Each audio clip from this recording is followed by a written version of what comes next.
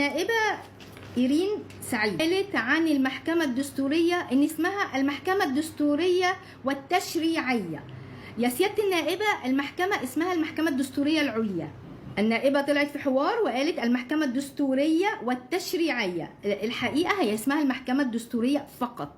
لو حضرتك مش عارفة الفرق بين السلطات في مصر، دي مشكلة كبيرة ان حضرتك نائبة ومش عارفة الفرق بين السلطة القضائية والسلطة التشريعية. حضرتك في مجلس الشعب انتوا السلطة التشريعية، المحكمة هي السلطة القضائية، فما ينفعش يبقى اسمها المحكمة الدستورية والتشريعية. المحكمة الدستورية والتشريعية انه مجلس النواب يرأسه قامة جليلة وقاضي عادل.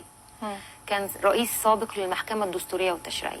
المحكمة الدستورية والتشريعية، حكم المحكمة الدستورية والتشريعية واضح. ده معناه ايه؟ ان حضرتك مش عارفة المسمى ده معناه قصور في المعلومات القانونية، وبما ان حضرتك في قصور في المعلومات القانونية يبقى اكيد مش هتبقي عارفة المراكز القانونية للمستأجرين، اكيد حضرتك هتبقي مش عارفة العقود اللي مكتوبة، اكيد حضرتك مش هتكوني واقفة في صف المستأجرين لانك هتروحي ناحية الجملة اللي بتتقال ان الملاك بياخدوا 3 جنيه و4 جنيه، اكيد حضرتك مش هتبقي عارفة ان في خلوات وفي شقق اتدفع فيها صيانة، ان الصيانة تمثل، واسألي المهندسين اللي في المجلس، صيانة اي عقار تمثل 4 أمثال قيمة انشاء هذا العقار. اعباء مادية على الدولة ولا اعمل اعباء مادية على المالك؟ حضرتك بتتكلمي بصفتك نائبة عن الملاك، ده خطر جسيم. المالك ليس من شأنه ابدا انه يحل ازمة المستأجر. يعني ممكن يكون عندك قناعتك الشخصية، ممكن يكون عند الحزب بتاعك قناعة شخصية، انتوا احرار فيها، لكن لما حضرتك تطلعي على العامة وتتكلمي يبقى حضرتك بتتكلمي باسم الملاك والمستأجرين معا. وهنحلحل، لازم يبقى في حلحلة، هنحلحل العلاقة، وبعدين ترجعي تقولي ايه؟ اصل المستأجر مش عايز يخرج، والمستأجر مش عايز يخرج عشان مش عايز يسيب الشقة امه 3 و4 جنيه. ده ما لفتش نظرك لحاجة؟ ان هو معاه عقد، وان هو مستقر، وان هو عنده حيازة، وان هو ما عندوش مكان تاني عشان يخرج. طلعت قالت ايه؟ احنا هنحل العلاقة دي بين المالك والمستأجر، ونحلحل العلاقة بسبب البيوت اللي بتقع. العلاقة الإيجارية هيتم حلحلتها أو رفع الأجرة، أكيد لازم يتم تعديل القانون.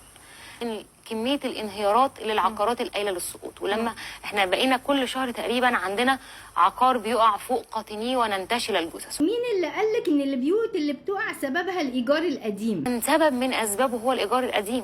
في بيوت كتير بتقع مشاكل في الإنشاءات، ان هما بيكسروا عواميد. لو حضرتك ترجعي للإحصائيات هتعرفي ان دي مشاكل إنشائية مش إيجار قديم.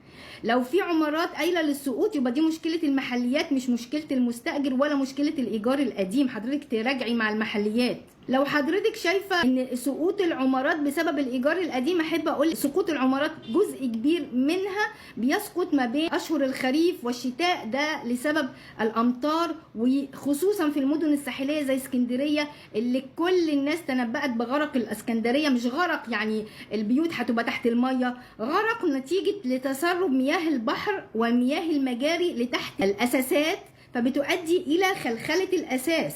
وعشان كده هتلاقي اسكندريه تمثل ربع عدد العقارات اللي بتسقط في مصر. انا قلت لك اسبابها، وهي مياه الجوفيه، تسرب مياه البحر، الشتاء والامطار، خصوصا للاسطح اللي ما عندهاش مواد عازله وموجوده على الخرسانه، فالميه بتتسرب للحديد والمسلح فبيصدي، فطبعا بينهار. من فضلك ما ترميش الكوره في ملعب الايجار القديم، ارميها في مكانها الصح. تابعي مع المحليات، انشاءات مخالفه فبيؤدي الى سقوط العقار. بتقولي اصل المستاجر مش عايز يقوم بالصيانه، لا الحقيقه المستاجر بيقوم بالصيانه، واي تعطيل في الصيانه سببها المحليات، لان هم اللي ما بيرضوش يدولهم تصريح. ومعظم الصيانات اللي بتحصل في مصر لعمارات الايجار القديم بتتم في غفله من الحي، لا بتتم خلسه. اذا كان في عمارات قايله للسقوط، من فضلك المحليات تاخد اجراءاتها وتنقل، توجد شقق للناس دي وتنقلهم فيها. برضو الايجار القديم مش هو الموضوع. حضرتك بتقولي فض العلاقه بين المالك والمستاجر. بتغيير القانون اصلا وفض العلاقه الايجاريه. منين حضرتك بتتكلمي في فض العلاقه؟ هو مش في عقد، هو مش في حيازه، هو مش في استقرار. ازاي حضرتك بتتكلمي في فض العلاقة؟ كنت طول اللقاء بتقولي الكلام وعكسه، بتقولي لو الحكومة ما قدمتش قانون حضرتك وزمايلك ستدفعون بقانون، وبعدين ترجعي تقولي ايه؟ بس احنا محتاجين احصائيات من الحكومة علشان نتحرك على اساسها. حتى لو الحكومة تأخرت، احنا عندنا أعضاء كتيرة في المجلس ومنهم أنا، سندفع بقانون خاص. A few hours later. الحكومة لازم تدينا أرقام وعلى أساسه احنا نحل. هو حضرتك عندك قانون ولا محتاجة إحصائيات عشان تشرعي على أساسه؟ يعني عندك قانون وهتنفذيه، إما أنت حضرتك قاعدة مستنية الحكومة تعمل إحصائيات بالشقق بدخل المواطن بالمواقع بالعمارات القايلة بالسقوط وبعدين تقدري تتحركي على أساسها. لكن يعني إيه أنا عندي قانون وهدفع بيه حتى لو الحكومة ما قدمتش قانون؟ هتدفعي بيه على أساس إذا كان أنت ما عندكيش إحصائيات. الحاجة التانية حضرتك بتقولي أصل معظم المستأجرين عندهم عقارات وعندهم شقق، يعني حل قانون الإيجار القديم مش هيضرهم ومش هيزعزع استقرارهم. بعدين ترجعي تقولي إيه؟ إحنا عايزين الحكومة تعمل بحث اجتماعي للمستأجرين. هو منين حضرتك أجمعتي بأن معظم المستأجرين عندهم عقارات، ومنين حضرتك بتقولي إحنا عايزين الحكومة تعمل إحصائيات؟ يعني حضرتك بتتكلمي من غير ما يكون عندك إحصائية، يبقى حضرتك بتتكلمي على أي أساس؟ ايه القاعدة اللي حضرتك بتتكلمي عليها؟ برضو في نسبة كبيرة خلينا نقول من المستأجرين عندهم عقارات ومش عايزين يسيبوا بس البيوت. أيوة. A few hours later. ضمن الدراسات اللي تقوم بها الحكومة هو بحث الحالة الاجتماعية لكل من المستأجرين. يبتدي يتعمل بحث اجتماعي عن كل الناس دي.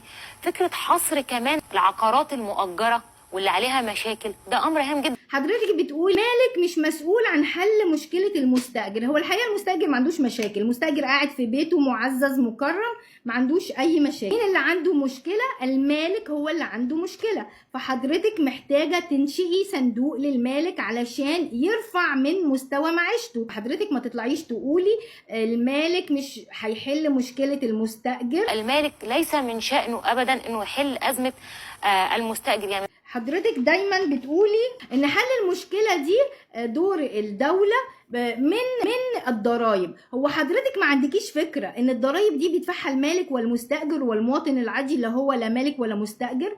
يعني حضرتك هتدفعي الملاك وهتدفعي المستاجرين وهتدفعي الناس اللي مالهمش دعوه بالموضوع علشان يسكنوا ناس تانية؟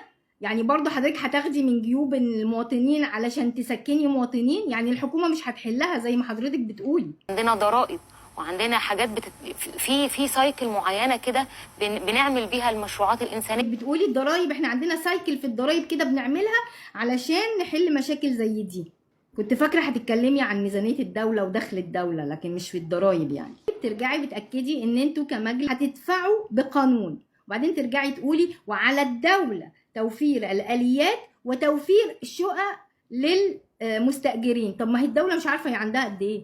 الدولة لازم تعمل احصائيات. حضرتك هتدفعي بقانون ازاي وهي الدولة ما عملتش احصائيات ولا عارفة هتوفر شقق شكلها قد ايه؟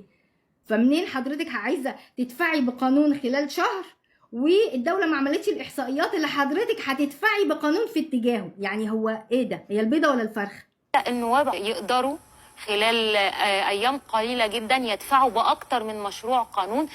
A few hours later. بعدين نسبة المحتاجين قد إيه؟ دي اللي لازم إحنا يبقى فيها إحصائيات. الكلام ما يبقاش مفتوح كده. هتوفر سكن ليهم إزاي؟ هل بأجرة رمزية؟ هل يعني أنا مش عارفة الآليات اللي هيتم فيها. وختمتي كلامك ان الدولة لازم توجد احصائيات ومصرة ان انتوا هتدفعوا بقانون. طب ما يعني استني لما الاحصائيات تطلع وبعدين اتكلمي عن القانون. بالنسبة بقى للعمارات اللي بتقع، انا قلت لك اسباب سقوط العمارات دي، لكن هقولك على طريقة حل لو انت معتقدة ان المشكلة من الايجار القديم. قبل حضرتك ما تتكلمي وتقولي اصل احنا هندفع بقانون في الاتجاه ده علشان العمارات اللي بتقع، اولى بيكي تقولي احنا هنعمل صندوق لصيانة العمارات.